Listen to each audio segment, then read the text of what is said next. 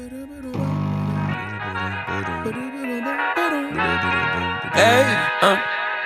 to whoever may need this nugget of encouragement, things will be alright, so quit your worrying. I get it, the odds seem stacked back against the wall, but even consider it such, you'll stand tall, sit and watch from the side. Hello, je te retrouve ce matin pour un weekly studio vlog. Je vais essayer de te prendre petit bout par petit bout jusqu'à la fin de ce week-end. On est jeudi. Aujourd'hui, je vais dessiner un peu ce matin avant d'aller travailler au magasin parce que je travaille cet après-midi jusqu'au soir. Et puis voilà, je suis en cours de réflexion et de recherche sur pas mal de choses. En fait, là, mon objectif, moi, cette année, au-delà de ma créativité sur ma boutique, ça va être de décrocher des contrats freelance en tant qu'illustratrice jeunesse. Donc, je suis en train de retravailler mon portfolio pour la millième fois, certainement. Et du coup, j'ai fait pas mal de croquis pour pouvoir les travailler au numérique après. Et pour pouvoir les envoyer là où je veux prospecter.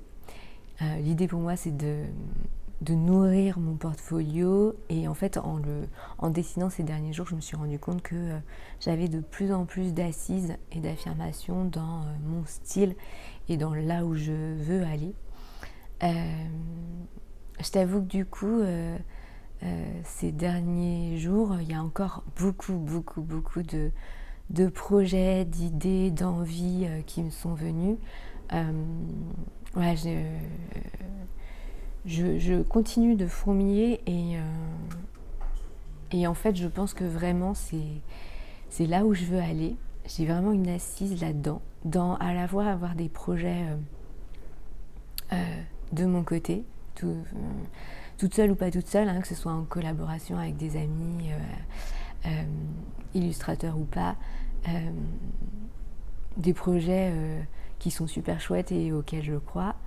Et puis à la fois, mon objectif est vraiment de trouver une assise dans les contrats freelance, en fait. Donc, ok, merde. En fait, j'ai vraiment statué ces derniers jours, dernières semaines, sur le fait que c'est bien ça que je veux faire, c'est ça que j'aime faire. J'aime l'idée que mon travail, ce soit de créer et de dessiner. Donc, il faut continuer, il faut persévérer, il ne faut pas lâcher, il faut tout mettre en place pour aller dans ce sens-là, en fait.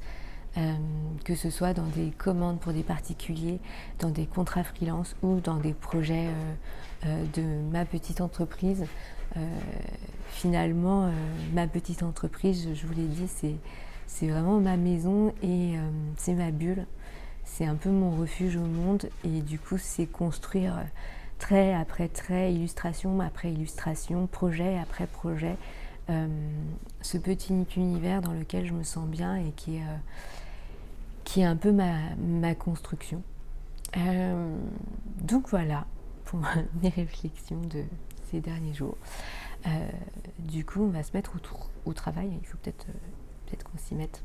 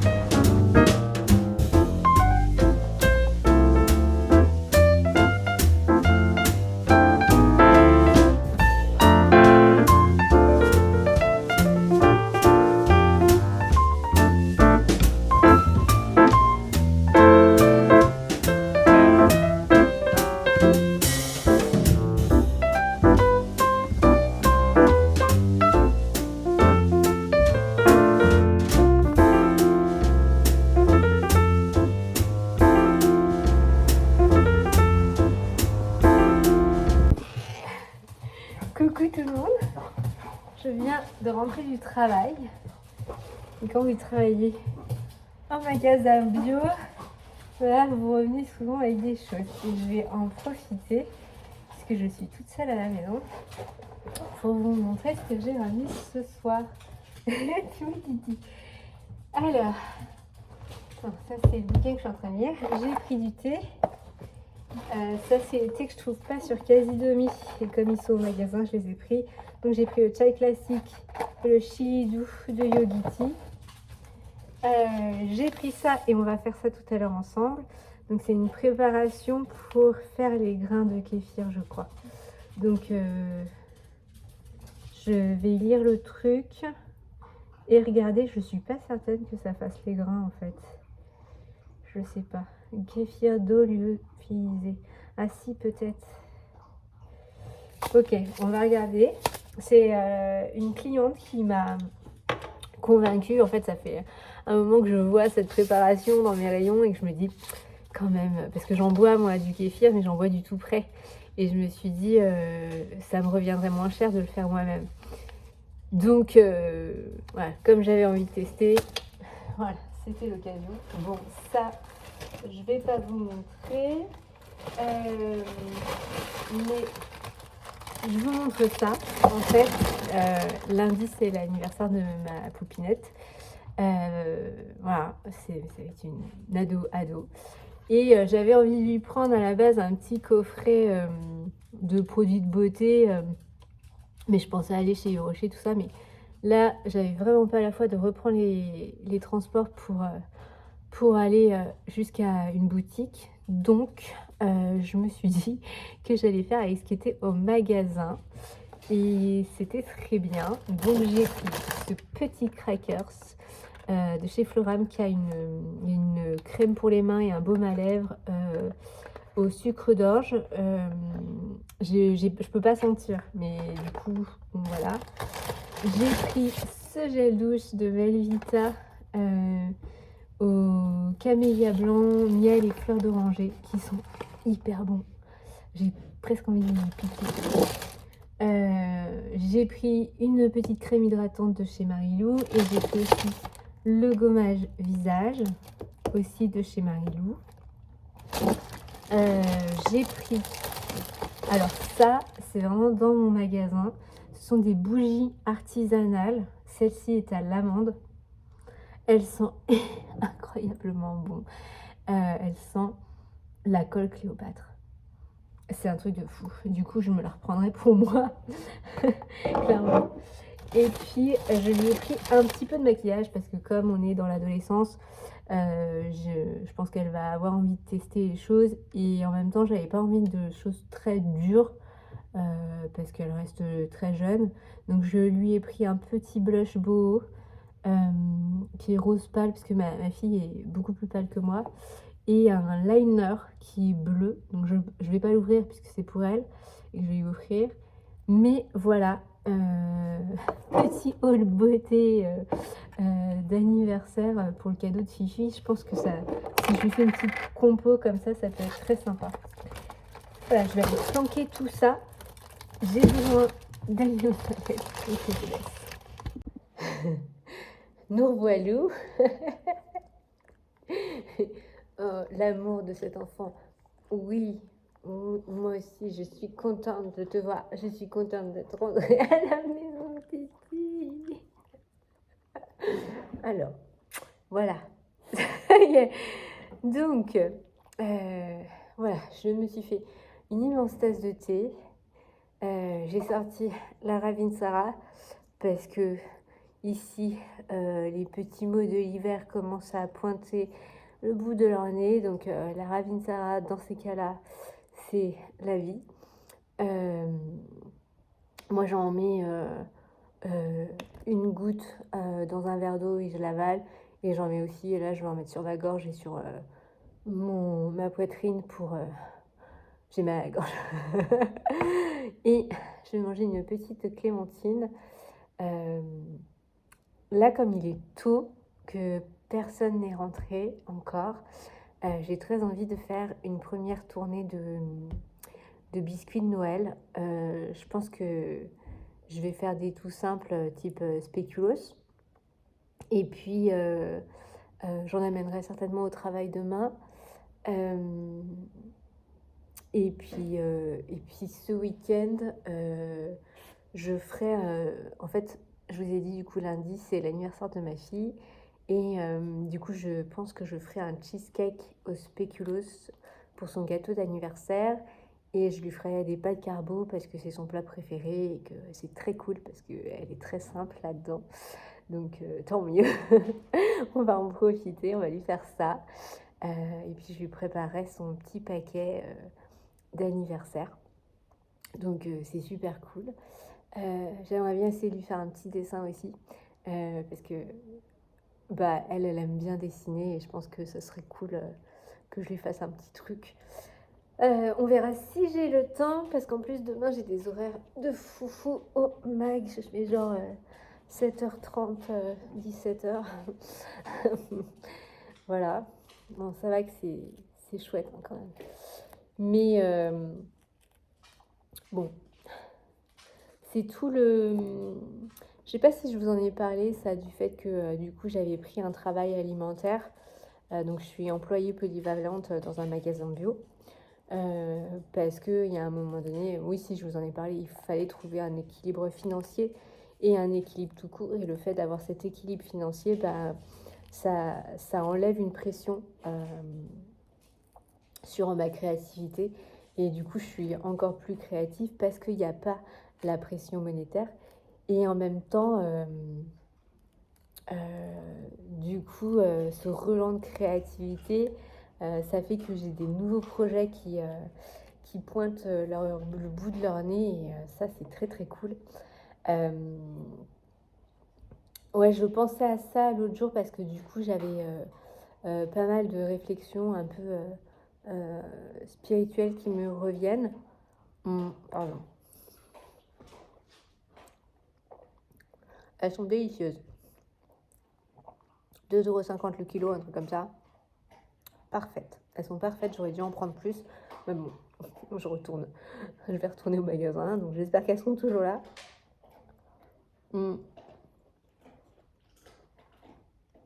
Du coup,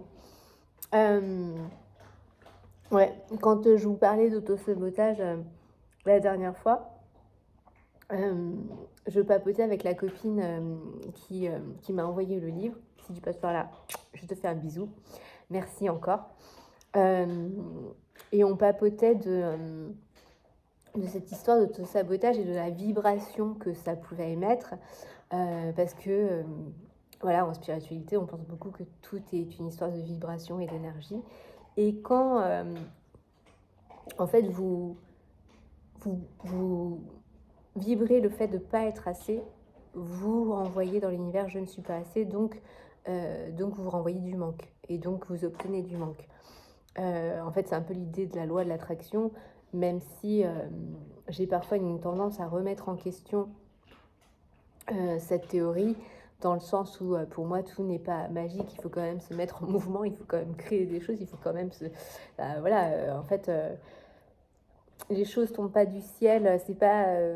je suis plus très très fan de l'idée du secret. Je sais pas si je vous en avais déjà parlé de Rhonda Byrne, même si ça m'a apporté des choses à un certain moment donné de ma vie, ça m'a permis de me reconcentrer un peu sur la joie, le positif et la gratitude. Ça, c'est très chouette, ça apporte des choses, mais de façon beaucoup plus terre-à-terre. Je ne pense pas que si vous pensez voiture, il y a une voiture qui va vous tomber du ciel. Non, vous allez mettre en place des choses pour obtenir cette voiture. Mais vous allez vous concentrer sur le positif et vous satisfaire et apprendre à vous satisfaire de ce que vous avez déjà, être reconnaissant de ce que vous avez déjà et à être bien là où vous en êtes en fait. Et c'est cette vibration-là qui va faire avancer les choses et qui va vous permettre d'être un moteur. Donc, enfin, à mon sens, c'est un peu l'évolution de ma réflexion par rapport à la loi d'attraction, même si c'est pas faux. de se dire que quand on se concentre sur la peur du manque, on ne voit que ça. Et j'ai l'impression réellement que quand on est concentré sur la peur du manque, on le vit. En fait, là, moi, je ne vais pas vous mentir, du coup, ces derniers mois, je l'ai vécu quasiment 2 fois. Et puis, le fait de le traverser, cette peur du manque et l'insécurité matérielle, elle est très bousculante et en même temps, elle permet de se refocuser sur c'est quoi l'essentiel et qu'est-ce que je veux vraiment. Et là, moi, je sais que c'est ce que je vous disais en début de ce vlog, que ce que je veux, c'est vivre de ma créativité, que ce soit à travers le web design, le graphisme ou l'illustration, même si en ce moment, c'est beaucoup plus l'illustration qui m'appelle.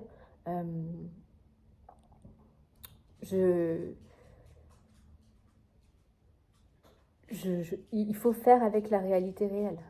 Donc, c'est pas hyper évident de construire une auto-entreprise, d'en vivre très vite. En fait, ça se fait pas en un claquement de doigts. Ça se fait pas.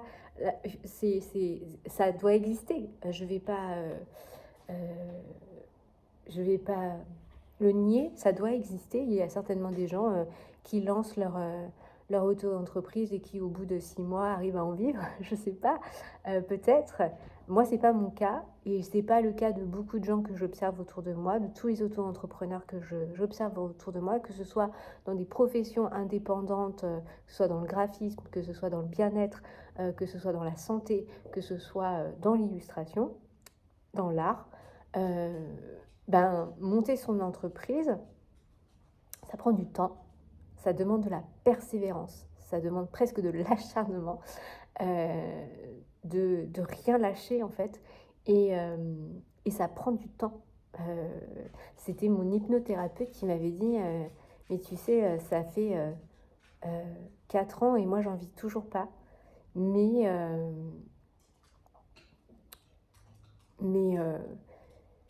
c'est son choix et elle en démord pas et elle lâchera rien et elle va persévérer et voilà. En fait, ça prend du temps. On nous le dit pas beaucoup quand on se lance, je pense. Je l'ai pas beaucoup entendu, moi. J'ai très peu entendu. Mais quand on se lance, il faut 3, 4, 5 et plus, certainement, années avant que on puisse se dégager quelque chose. Voilà. Après, d'autres histoires existent, d'autres réussites existent. Je ne veux pas... c'est pas forcément que j'ai une croyance limitante, c'est surtout que c'est factuel en fait, c'est concret, c'est réel, c'est palpable. Donc statistiquement, c'est comme ça. Et c'est pas grave. Ça ne veut pas dire que ce n'est pas possible, mais voilà. Bon, bref, du coup, je vais boire mon chilidou. Voyons voir quel est le mot de Yogiti pour aujourd'hui. Et puis après, on va faire des biscuits ensemble et certainement se lancer dans cette histoire de kéfir. Reconnaissez que l'autre, c'est vous. Ah oui, cette histoire du miroir, là. Ouais, d'accord. Allez, à tout de suite, on va faire des gâteaux.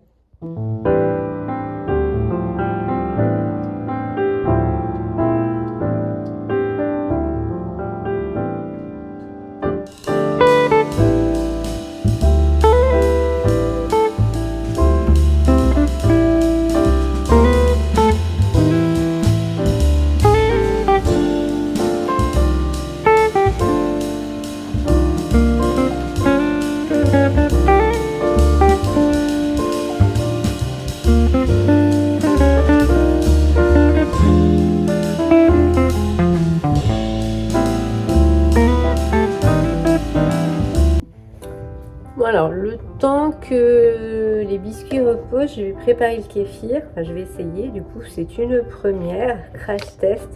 Alors, sur le mode d'emploi, ils disent de mettre dans un récipient qui fasse plus d'1 litre et qui soit hermétique. Moi, j'ai pas, mais j'ai vu sur TikTok qu'on pouvait le mettre. J'ai vu quelqu'un qui mettait dans un bocal et qui recouvrait avec une gaze de coton ou avec un torchon. Donc, je vais faire ça. Hein, de toute façon, on fait avec ce qu'on a. Donc, ils disent de mettre la dose. Voilà, c'est fait. En fait, ça va pas former du grain kéfir. Ça va... il va y avoir un dépôt blanc au fond de la bouteille. Et en fait, ce dépôt, il est à conserver pour repiquer le produit. Et on peut repiquer jusqu'à 8 fois le kéfir, en fait. Donc... utilisez 125 ml de boisson avec le dépôt blanc et répétez le mode d'emploi. Donc il n'y aura pas besoin de filtrer. Donc ils disent 2 à 3 cuillères à soupe de sucre. On va reprendre le sucre. Voilà.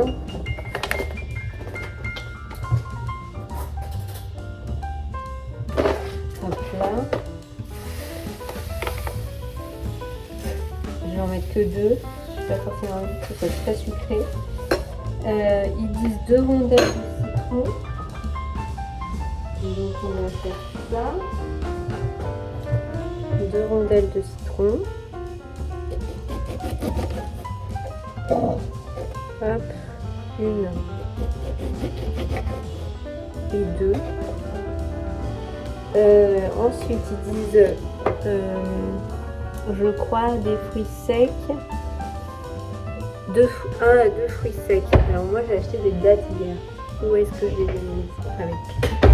Donc j'ai vu plein de gens mettre sur TikTok pareil, mettre des figues. Moi j'en ai pas, j'ai vu les dattes. À les mettre comme ça.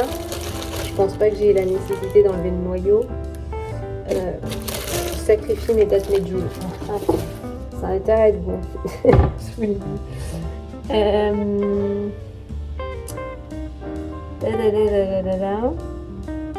Voilà, je crois que c'est tout. Et puis laisser fermenter 48 heures, ajouter 1 litre d'eau. Alors du coup, parce que normalement le truc est déjà voilà, c'est là.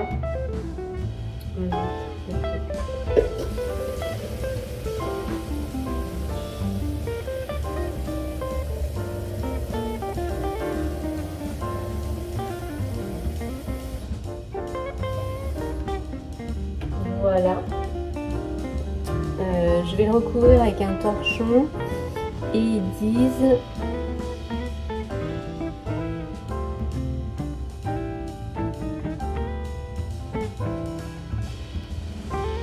alors laissez fermenter 48 heures à température ambiante. Veillez à bien surveiller la fermentation de votre kéfir.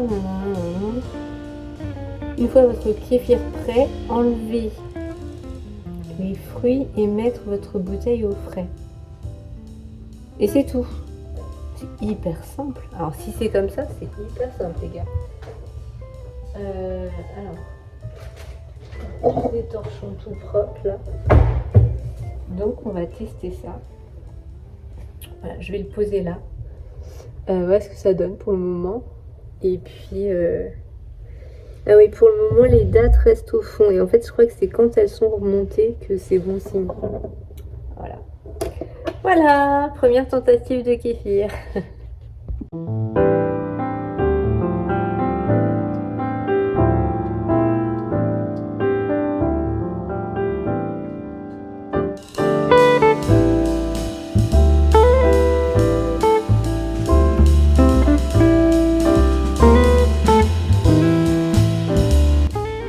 Hello, c'est dimanche et je vais clôturer ce vlog ici. Le dimanche chez nous c'est gros ménage, arrosage des plantes et chill à la maison.